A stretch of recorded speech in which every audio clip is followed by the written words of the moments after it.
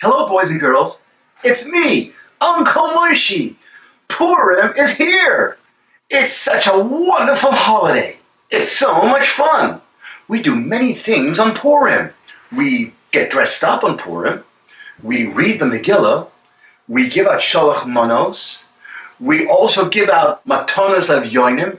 And we have a very big meal. And we have all sorts of fun with our family and friends.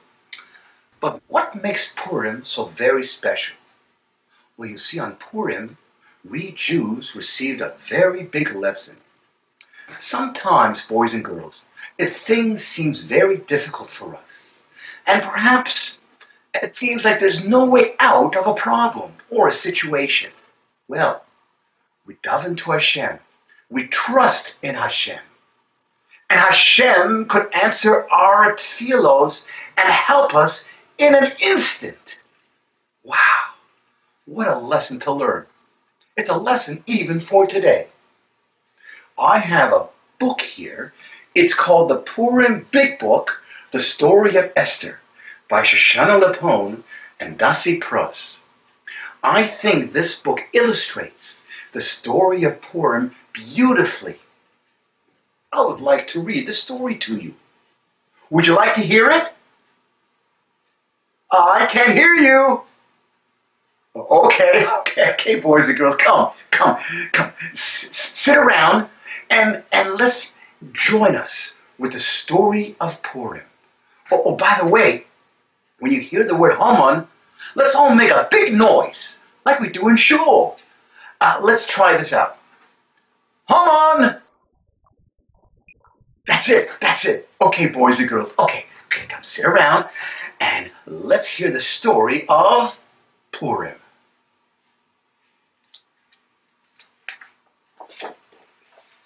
In the days of Achashverosh, in Shushan long ago, the king made a party and asked everyone to go. Said the wise man Mordechai, "Please, don't go along at the king's party.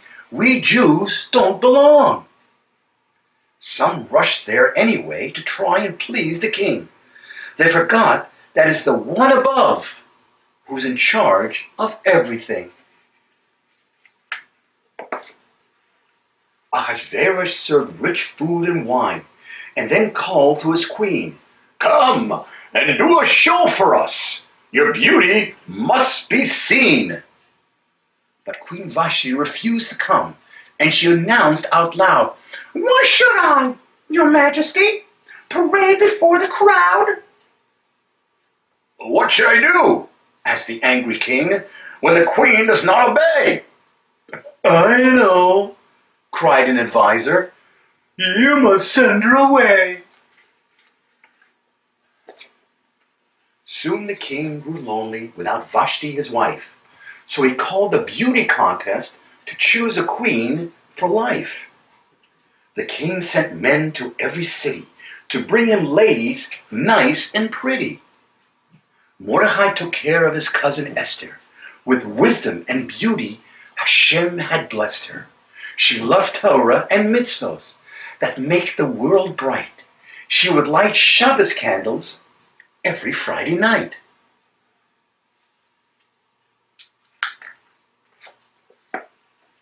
She did not want to leave her warm Jewish home, the happiest place she'd ever known.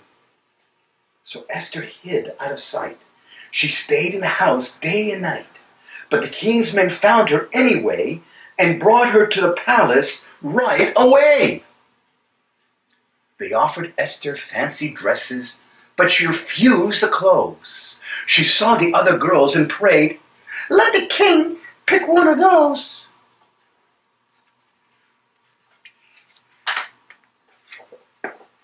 Esther was in for a difficult test. The king spotted her and liked her the best. She kept it a secret that she was a Jew. What nation was she from? Nobody knew. Esther was the queen now. The palace was her place. And at the gate sat Mordechai to help her just in case. One day, he heard the palace guards plot to poison the king. He quickly went to Esther and told her everything. Thanks to Mordecai, Ahasuerus was saved. And in the royal record book, Mordecai was praised. Now, Haman, the second to the crown, ordered the people to bow down. But Mordecai bowed to Hashem alone, no matter who was on the throne. Haman was filled with anger at Mordecai the Jew. How dare he stand and now bow down? I'll show him who is who. Of course, he was not satisfied to hurt just Mordecai. Oh no, I'll punish all the Jews, was Haman's wicked cry.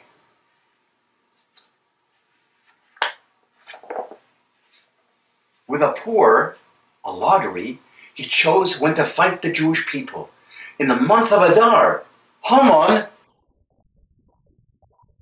would do this evil. There's a people, he told the king, who should be destroyed because they're separate from the others and don't listen to your laws. Haman gave silver coins for the treasury of the king, and in return, Ahasuerus gave him the royal ring. The king let Haman send out men to publicize the news. In Adar, in a year from now, we'll get rid of all the Jews.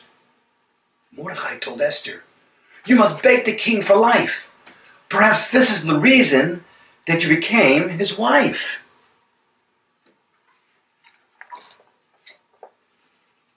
No one could go in to see the king without an invitation.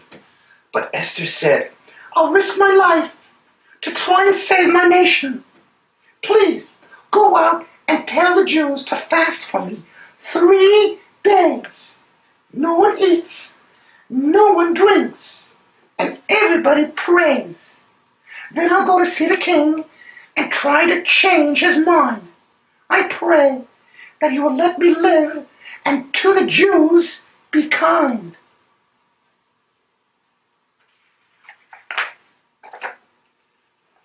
Esther dressed in royal clothes and stood near the king's door. He raised his golden scepter so she could come in more. What do you wish? Asked the king. Half my kingdom is yours, my dear.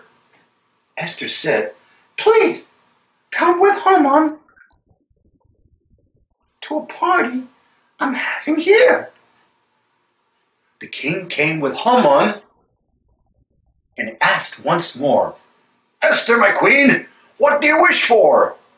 She said, please bring Haman tomorrow again. I'll tell you what my wish is then.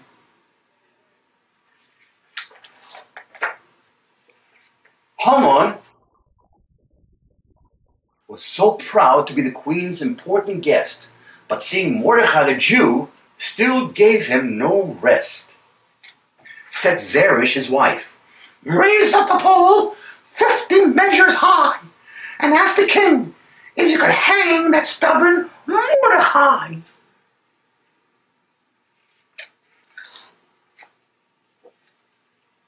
Ahasuerus couldn't sleep that night, so his men read to him by candlelight. They told of a plan to poison the king and of Mordecai, who stopped this terrible thing. Said the king, what reward did he get? No reward, said a servant, at least not yet. Then Haman came in, and the king asked him, tell me, what should be done for the special man I wish to thank? And Haman was sure he was the one. Haman puffed up with pride and said, of course, marching through the city streets with the king's own robe and horse.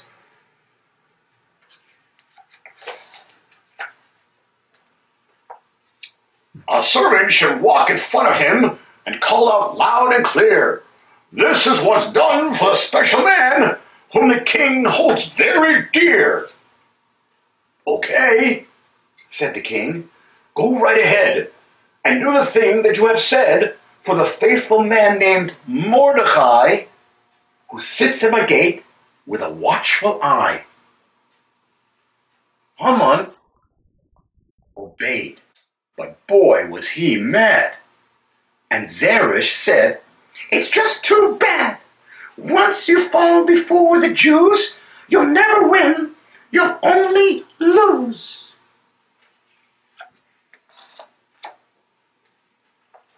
At Esther's feast with Haman, there Ahasuerus asked Esther, fair and square, "What is it that you want, my wife?"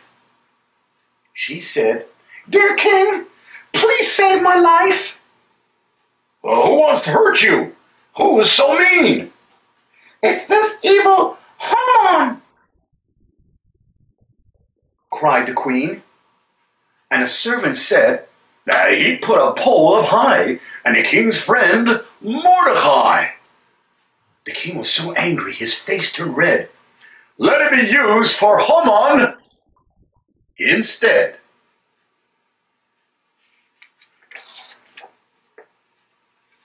Now that he knew his queen was a Jew, Ahasuerus said something new. "On the 13th of Adar, all Jews can fight. Defend yourselves. It's only right. My queen's a Jew and Mordecai too. Don't let anybody bother you." On that day, there was great news, a miraculous victory for the Jews. Everything got turned around. The ones on top came crashing down. Instead of the Jewish people being sad, they were thankful and very glad. The story of Esther was written in a scroll, and every year the tale is told. Purim became a holiday, which we celebrate to this day. We learn to trust only the one above, who watches over us with love. And even when he hides his face, he's always with us in every place. Boys and girls, this is the story of Purim. A wonderful story. But there's something very interesting. That in this story, there's not one word of Hashem mentioned. You see, Hashem's in the story throughout the tale. He is orchestrating everything that's being done. He's hidden from us, but at the end, he saved us in a split moment. And just what we say in one of the brachos on Purim, Bayomim Hohem Bazman Hazeh. Just as it was in those days, so it should happen today. Boys and girls, let's be inspired by the story of Purim. Let's learn the Torah. Let's do the mitzvahs of Hashem and trust in Hashem, that He's with us every moment of day and night.